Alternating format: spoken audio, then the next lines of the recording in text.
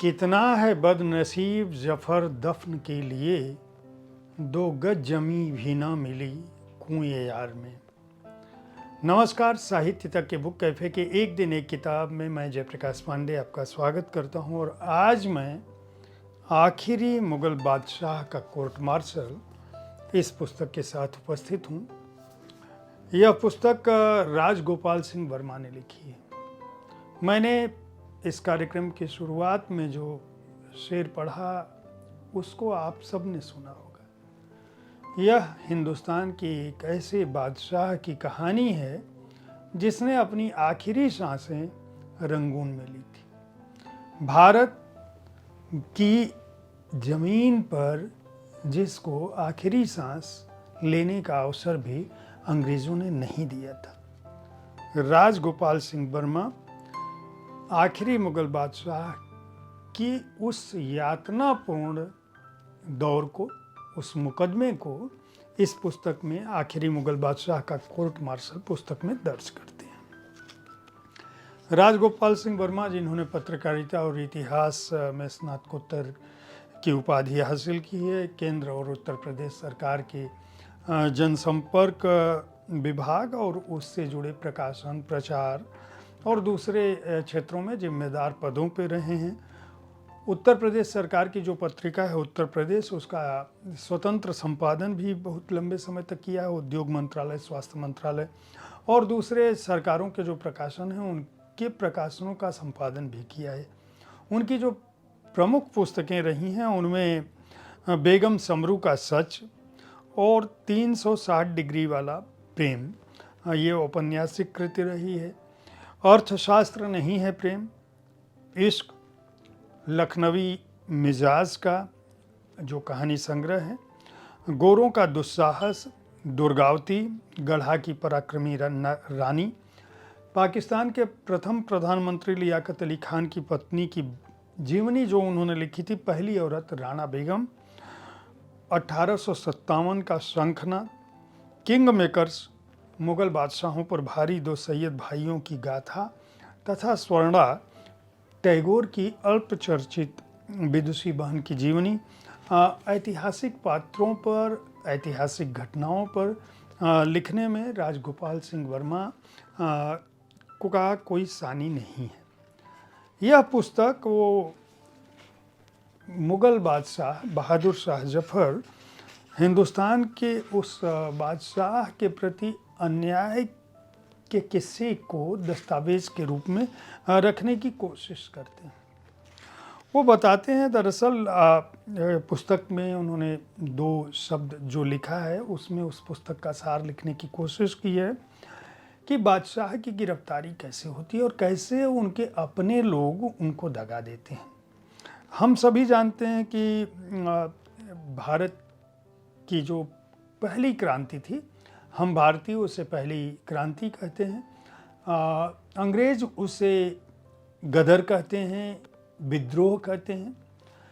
लेकिन ये सच है कि भारत में जो स्वतंत्रता की अलख जगी थी अंग्रेजी शासन के खिलाफ, ईस्ट इंडिया कंपनी के खिलाफ, वह 1857 में घटित हुई थी। वह एक दिन की घटना नहीं थी, उसकी सुगबुगाहट लंबे समय से चली आ रही थी। और 10 मई 1857 को मेरठ की छावनी से शुरुआत हुई और फिर धीरे धीरे ये तुरंत दिल्ली, ये संयुक्त प्रांत, अवध, हरियाणा, पंजाब, बिहार और उत्तर भारत के एक बड़े भूभाग में फैल गई। खास बात यह थी इस आंदोलन की कि इसने हिंदू, मुस्लिम, छुआछूत, अगड़ा पिछड़ा, निर्धन, धनवान, जमींदार, किसान, इन सब का भेदभाव खत्म कर दिया था। और भारत की जनता ने एक मत से उस समय जो मुगल बादशाह थे, जिनकी उम्र 82 वर्ष की हो चुकी थी, एक तरह से 82 वर्ष का व्यक्ति जिसके पास कोई अपनी सेना नहीं थी, जिसका अपना परिवार विद्रोह कर रहा था, शहजादे और दूसरे लोग जो है बेलगाम थे, जो अपनी बात, उनकी बातें नहीं मानते थे, उस बादशाह के सामने भारत के क्रांतिकारियों ने, उस समय के विद्रोहियों ने ये मिन्नत की कि आप हमारे कार्यक्रम की, हमारे विद्रोह की अगुवाई करें, इस क्रांति की अगुवाई करें और हम ईस्ट इंडिया कंपनी को नहीं, आपको अपना शहंशाह मानते हैं, भारत का हुक्मरान मानते हैं। एक 82 वर्ष का बूढ़ा जिसके पास जीवन में कुछ भी बचा नहीं था सिवाय इसके कि नाम मात्र की सल्तनत थी, उन्होंने इस देश की एकता और अखंडता के लिए वह जो प्रतीकात्मक वो था पद, उसको स्वीकार कर लिया, अगुवाई स्वीकार कर ली। लेकिन यह जो मई में शुरुआत हुई थी 1857 में, वह पूरी की पूरी क्रांति जो है वह सितंबर 1857 तक बुझा दी गई और 21 सितंबर 1857 को बहादुर शाह जफर को हुमायूं के मकबरे, जो दिल्ली में एक इलाका है लोग जानते हैं, वहाँ वो छुपने के लिए गए थे, शरण लेने के लिए गए थे और उनके अपने समधी ने उनको धोखा दिया और हडसन से एक तरह से गद्दारी की उनके साथ और बहादुर शाह जफर को वहाँ आत्मसमर्पण करना पड़ा। उस आत्मसमर्पण के बाद का जो किस्सा है, जो किस तरह का षड्यंत्र था और किस तरह का घृणित बर्ताव अंग्रेजी सेना ने किया, उस समय दिल्ली कत्लेआम हो चुका था। पूरे दिल्ली में या तो लाशें थी या बेघर लोग थे। पूरी दिल्ली में अंग्रेज़ों के जो सत्ता थी उसका आतंक दिख रहा था। जब बहादुर शाह जफर ने आत्मसमर्पण किया तो दुनिया के इतिहास की यह पहली घटना होगी कि किसी शहंशाह के खिलाफ किसी कंपनी ने एक मुकदमा चलाया और वह मुकदमा भी कोर्ट मार्शल, जो सामान्य तौर पर सैनिक विद्रोह, सैनिकों के खिलाफ किया जाता है, सैनिक अनुशासनहीनता के खिलाफ किया जाता है।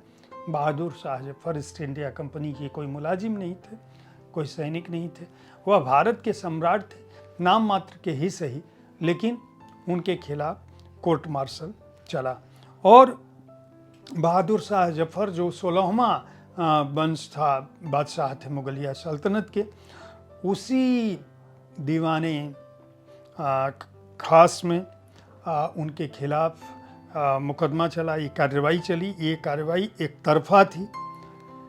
पूरी दुनिया के इतिहास में इस तरह की कोई घटना नहीं मिलती कि कोई कंपनी चलाए। उनके खिलाफ मुकदमा चलाने के लिए ब्रिटिश कानून को बदला गया।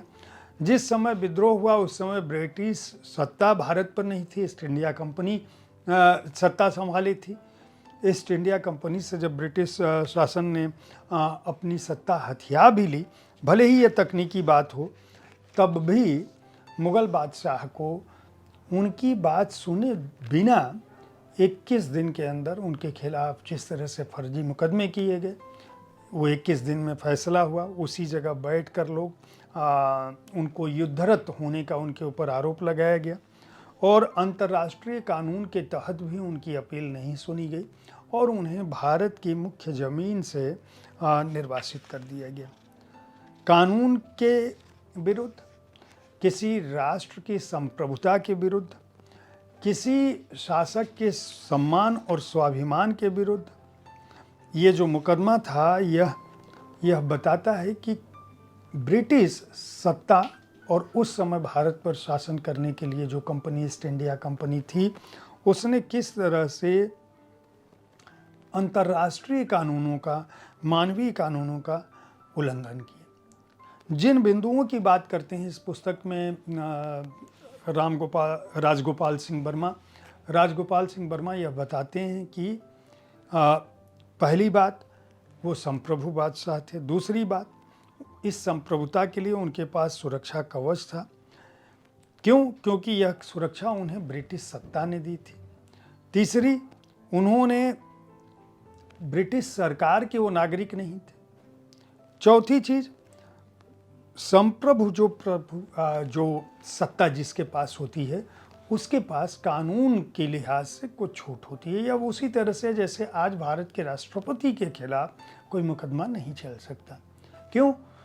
क्या भारत किसी दूसरे देश के राष्ट्रपति के खिलाफ कोई मुकदमा चला सकता है? क्यों? क्योंकि अगर राजनयिक को भी यह छूट है तो राष्ट्रपति को, राष्ट्रनायक को, राष्ट्र प्रमुख को तो होती ही है। तो इस तरह से राजगोपाल सिंह वर्मा ने अपनी पुस्तक में जो बेहद विशद ढंग से इस बात को रखती है, पुस्तक में जो 2 अध्याय हैं 2 शब्द के बाद, वो है बादशाह की गिरफ्तारी और कोर्ट मार्शल कितना वैध और कितना अवैध, वो इसको लेते हैं। परिशिष्ट में उन्होंने उस समय के पूरे घटनाक्रम को दर्ज किया है कि कौन से कागजों पर क्या लिखा था अंग्रेजों ने, किस तरह से फर्जी गवाह उपस्थित किए गए थे, किस दिन की कार्रवाई में किस तरह से बातें सामने आई थी। बड़ा ही मार्मिक चित्रण किया है उन्होंने कि किस तरह से हुमायूं के मकबरे के बाद जब उनकी पालकी ले जाई गई, हालांकि हडसन ने वादा किया था कि आपकी संप्रभुता, आपके सम्मान में कोई छेड़छाड़ नहीं की जाएगी। जो उस समय भारत के लोग वहाँ पे बादशाह के पक्ष में खड़े थे, उनको वादा करके ले गए थे। अंग्रेज़ भले ही डरा रहे थे, लेकिन डरे हुए भी थे। और जब लाल किले में ले गए तो उन्होंने किस तरह से सिपाहियों ने उनका अनादर किया। जिस महल पर उनका शासन था, उस महल में उनको बैठने के लिए एक जिस तरह की चारपाई दी गई, जिस तरह से सिपाही उनको देख रहे थे, और सिपाहियों को ये था कि अगर ये कोई बदमाशी करें तो इनका कत्ल कर दिया जाए। और उन 21 दिनों के बाद जिस तरह से उन्हें निर्वासित किया गया, यह पुस्तक दरअसल आखिरी मुग़ल बादशाह का कोर्ट मार्शल बहुत मार्मिक और अन्यायपूर्ण चित्रण करती है। बहादुर शाह जफ़र द्वितीय के बारे में हम लोग बहुत जानकारी नहीं रखते। जो लोग जानकारी रखते हैं उनकी शायरी के बारे में रखते हैं। इतिहास में यह नाम तो दर्ज है कि यह मुग़लों के आखिरी बादशाह थे, लेकिन यह नहीं पता है कि किन स्थितियों में लाल किले पर उनके खिलाफ मुकदमा चला, किन स्थितियों में उन पर कोर्ट मार्शल हुआ, और किस तरह से अन्यायपूर्ण वातावरण अंग्रेज़ों ने रखा, जो न केवल मानवीयता का, भारत की संप्रभुता का, बल्कि विश्व कानूनों का भी उल्लंघन था। इस पुस्तक के लिए राजगोपाल सिंह वर्मा को एक बार फिर बधाई दी जानी चाहिए। सेतु प्रकाशन ने इस पुस्तक को प्रकाशित किया। इसका मूल्य 399 रुपये है। पृष्ठ संख्या है 376। उम्मीद है साहित्य तक का यह एपिसोड आपको पसंद आया होगा। इस कार्यक्रम में आप किस तरह की पुस्तकों की चर्चा चाहते हैं, उसके बारे में अपनी राय से हमें ज़रूर अवगत कराएं। हमारी कोशिश होती है कि विविध विधाओं की पुस्तकों के साथ आपके पास मैं हर दिन पहुंचूं, ताकि आपको अपनी पसंद की पुस्तक चुनने में आसानी हो। कल ठीक इसी समय ऐसे ही किसी एक कृति के साथ मैं फिर मिलूंगा। देखते रहिए साहित्य तक। धन्यवाद।